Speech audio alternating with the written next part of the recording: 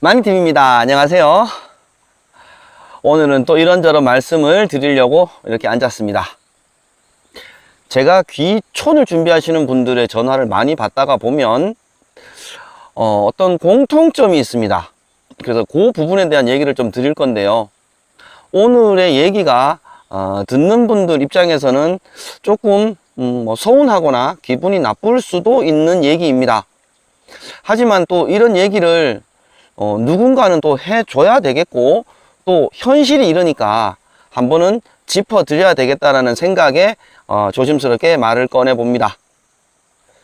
전화 상담을 원하시거나 모임을 했을 때 만나서 많은 분들이 하는 얘기가 뭐냐 하면, 일단 자기의 어려운 사정을 먼저 얘기를 하십니다. 내가 병치레를 했다, 나이를 많이 먹었다, 또 요양을 하기를 원한다, 아니면은 나는 사업하다가 잘 안 돼서 이제는 다 말아먹고 가진 게 없다, 그래서 정말 조용한 시골에 가서 그냥 소일거리나 하면서 살고 싶다, 이런저런 이유로, 그러니 시골에 빈집이 있으면 좀 소개를 해달라 라고 말씀을 하십니다. 열에 9은 이런 멘트예요. 시작은 귀촌을 준비한다 이렇게 얘기하지만 중간 얘기와 끝부분의 얘기는 거의 일맥상통합니다. 그러니까 이 부분을 왜 제가 말씀을 드리려고 하면, 말하시는 분의 입장에서는 내 상황이 이렇게 썩 좋지 않으니 도움을 줬으면 좋겠다, 또는 내가 이런 상황을 말을 하면 저 사람이 내 부탁을 좀 더 들어주지 않을까, 그런 마음에서 얘기를 하시겠죠. 저는 충분히 그 마음을 공감을 합니다. 하지만 이 부분을 제가 왜 말씀을 드리냐 하면, 사회생활이든 인간관계든 모든 게 자기한테 어떤 이득이 있는 분들한테 조금 더 신경을 쓰게 됩니다.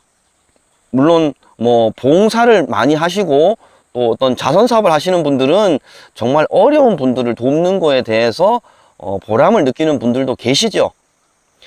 하지만 귀촌을 준비하면서 시골에 집을 구하시는 분들은 그분들의 어떤 얘기를 듣고 누군가 나에게 도움을 주겠다, 이거를 끌어내려면 분명히 나도 그 사람한테 어떤 도움을 줄 수 있겠구나라는 거를 어필을 하셔야 됩니다.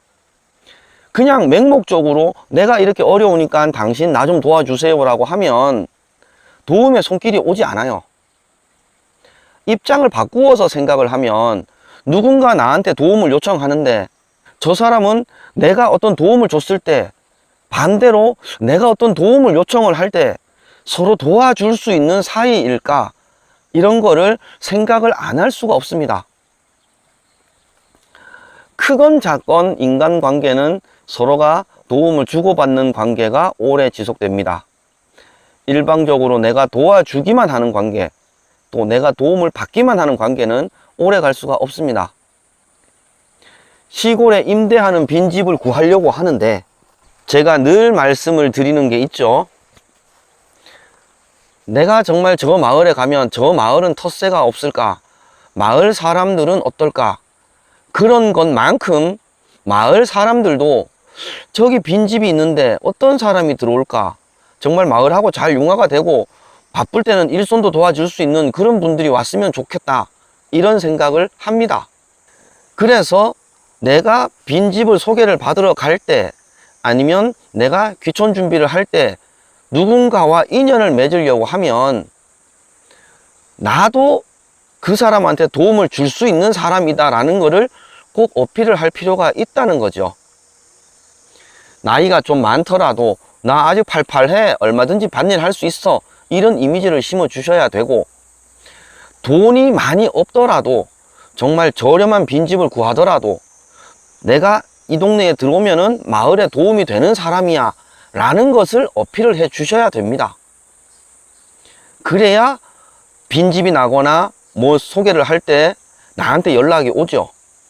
그렇지 않고 마을 사람들이 느꼈을 때, 와, 저 사람 성격 대단한데 우리 마을에 들였다가는 정말 불화만 일으키겠구나, 이런 느낌.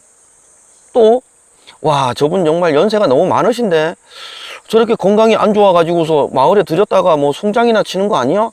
이런 느낌을 주시면 절대 그분들이 빈집이 났을 때 나한테 연락을 주지 않습니다. 이 부분이 시골살이를 준비함에 있어서 자존심 상하는 문제일 수도 있는데요. 정말 돈이 많으면 땅을 사고 집을 지으면 되죠. 무슨 문제가 되겠습니까? 하지만 그렇지 않는 상황이라면 조금 자존심이 상하더라도 나는 정말 이 마을에 와서 열심히 살고 도움이 되는 사람이다 라는 것을 어필을 하셔야 그 마을에 빈집이 나거나 뭐 땅이 나오거나 하면은 연락을 준다는 거죠. 제가 늘 말씀을 드리는데도 이게 어떤 영상에 같이 묻혀 있다 보니까 캐치를 못 하시는 분들이 많을 것 같아서 요 얘기만 찝어서 오늘 딱 말씀을 드려봅니다. 정리를 하자면 내가 텃세없고 좋은 마을을 찾듯이 그 마을에서도 마을에 도움이 되고 융화가 잘 되는 그런 사람을 원한다. 이 부분 꼭 생각해 주시고요. 내가 돈이 없고 건강이 안 좋고 뭐 수술을 받았고 그러니 나의 이런 어려운 상황을 조금 감안해서 나한테 도움을 줘. 이렇게 접근을 하시면 절대 안 된다는 거 꼭 말씀을 드리려고 영상을 킵니다. 또 하나 젊었을 때 뭐 내가 왕년에는 말이야 이런 멘트 있죠.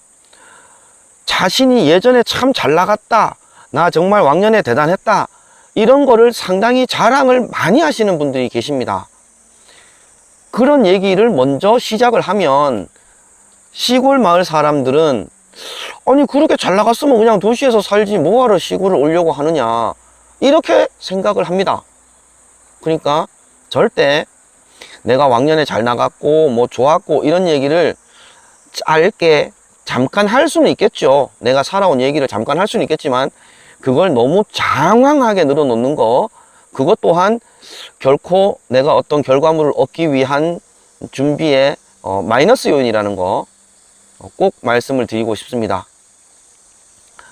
그래서 시골살이를 준비를 하실 때 누군가의 도움이 필요하죠.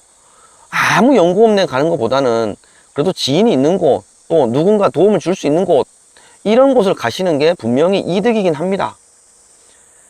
그렇게 하기 위해서는 그 아는 분, 또 어떤 도움을 줄 수 있는 분, 그분들이 정말 나를 도와줬으면 좋겠다라는 마음을 들게 해야 되는데, 그게 내가 어렵고 내가 힘들고 이런 상황을 말씀해서 얻는 게 아니라 내가 저 사람을 도와주면 저 사람도 우리 마을에 와서 마을에 도움이 되는 사람이겠다, 이런 이미지를 심어 주셔야 된다는 거죠.